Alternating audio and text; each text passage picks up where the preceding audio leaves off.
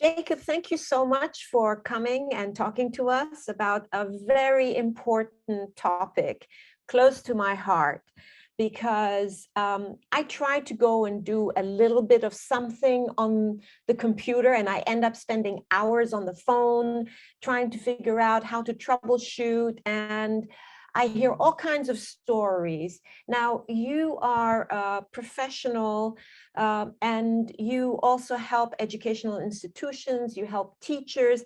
Tell me, is it an age-related thing that people have difficulty with computers and the internet and troubleshooting, or is this just very common? So a lot of people really have the misconception that it is just strictly an age-related thing, and that these sort of issues only apply to one sort of age group. But in my experience, that's actually not been the case. There have been plenty of people from my generation or even younger generations that don't really have the tech skills. And so, yeah, it isn't limited to just one sort of age group. As a lot of people Okay. So. Okay, well, that's a huge relief, because they're highly intelligent individuals. And when I hear that they're having difficulty with the devices, even on Zoom, I'm like, thank goodness, thank you so much. You don't know how happy you made me. Right. So of course, We Can Learn to Learn is a platform, because I know that if we have challenges with learning, unless we are resilient learners, it's going to make us feel a certain way, lose confidence, feel discouraged, depending on our past patterns and the kind of supportive system we have at home and experiences with teachers and schools, etc. So I do want to ask you, since you support teachers, tell me, what kind of problems do teachers have with IT issues? Yeah, so I think, a lot of the issues that I've been seeing are actually kind of different than before this whole pandemic, and it working from home does present its own set of challenges from a tech perspective. Yeah. The main things that I've seen are like network issues. So poor wireless connection, leading to like poor video quality for video calls and video lessons. Setting up like printers at home, because really people's homes are becoming their office space. Yeah. So Yeah. it is a challenge. Yeah. And so, what does one do as a teacher? I mean, do schools have IT teams that help teachers and families? Do you know? I believe most schools will have an IT person or an IT team to help families. And yeah, I believe most should.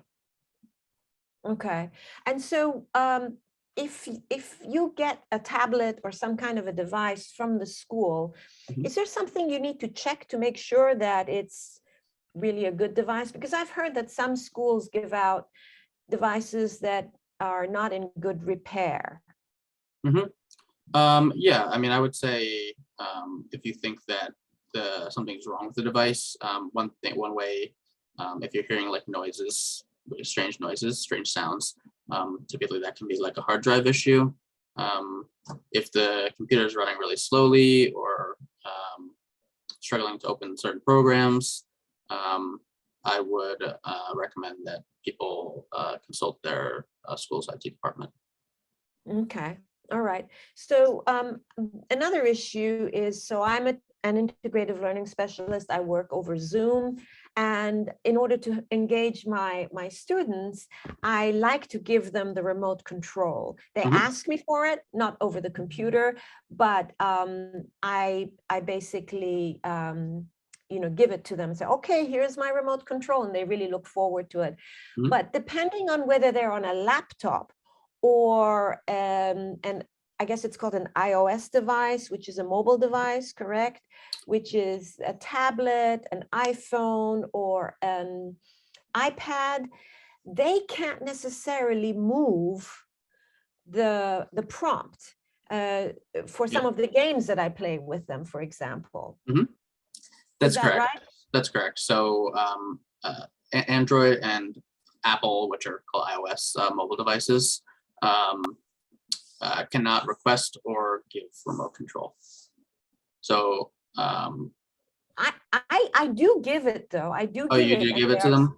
I do give it to them, and it works. For example, I play memory games, and they're able to click and try to find matches, you know, of images, etc.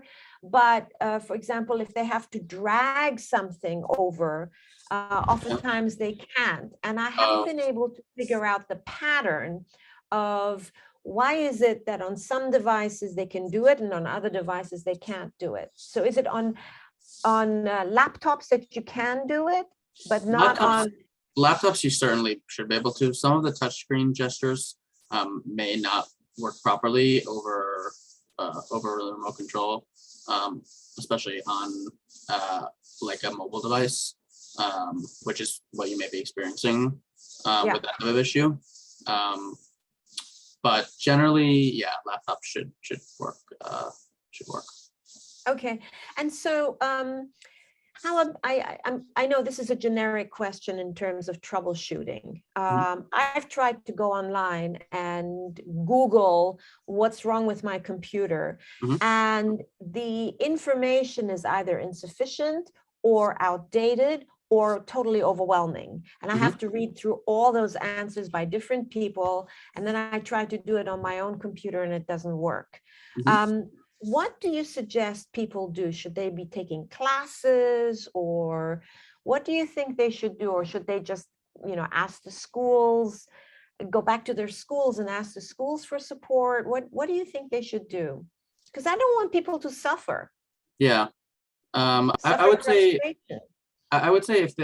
if they have like an IT department at a school, for example, that is available to them, definitely start with them. They usually see these issues in much larger volume, which can help to sort of help them troubleshoot issues faster. If that's not an option, I would say, other than like looking up a specific like error or something, you know, some issue on Google, I would say consult the manufacturer of the software. So it's like Zoom, for example, has a really nice documentation online that you can go through, and we'll have like some common troubleshooting steps for common problems. What about telephone support for Google, for Zoom, for Microsoft Teams? Typically, in my experience, most of these companies don't really offer telephone support. If you're like an enterprise customer with a bunch of accounts, sometimes they will. But for like individual users, typically they don't usually offer that, unfortunately. Are there some free programs where people can just go and increase their skills, computer skills? Do you know of any? Yeah, so YouTube is a great option for free computer skills. There's lots of material on there. Another nice option is a website called Udemy. And how do you spell that? It's udemy.com. Okay. And so they're professionals across all fields, technology related and non-technology related, that have classes that you can take at your leisure. Right. And if anybody wants to contact you, may they contact you? Sure. For support? Absolutely. Yeah. Okay. So thank you so much, Jacob, for coming and talking to us about this complicated topic of the internet.